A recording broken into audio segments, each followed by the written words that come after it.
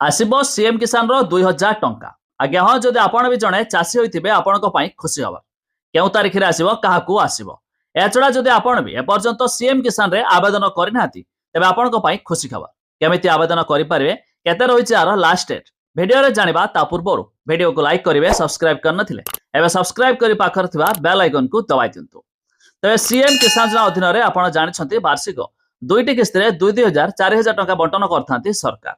एवं खूब शीघ्र आसवाक जाऊँगी सीएम किसान 2,000 टंका।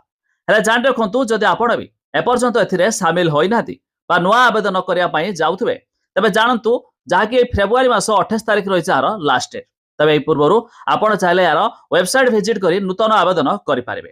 तेज वेबसाइट लिंक आम डिस्क्रिप्शन देचु आप चेक करेंगे। सबुठ बड़ कथा यही टंका पाइबापे आपन को ई-केवाईसी करावा जरूरी। तेज आप सीएम किसान पोर्टाल विजिट कर यार वेबसाइट थ्रु रे आधार कार्ड जरिया आपण माने ई-केवाईसी करेंगे जहाँकि सरकार तरफ आसुवा समस्त टंका आपण भी पाइपर।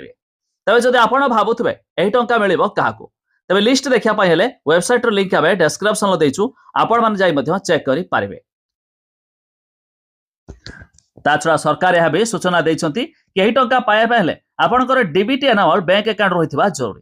कहीं अनेक समय यह भी देखा मिले सरकार टंका पठाले भी बहुत हिताधिकारी खाता टंका जमा हो न थाए कहीं से डीबीटी एनाबल अकाउंट ना एमती किसी हिताधिकारी ई-केवाईसी ना। तेज यही दुईटी कम करापर आपण मैंने टंका पाइपर।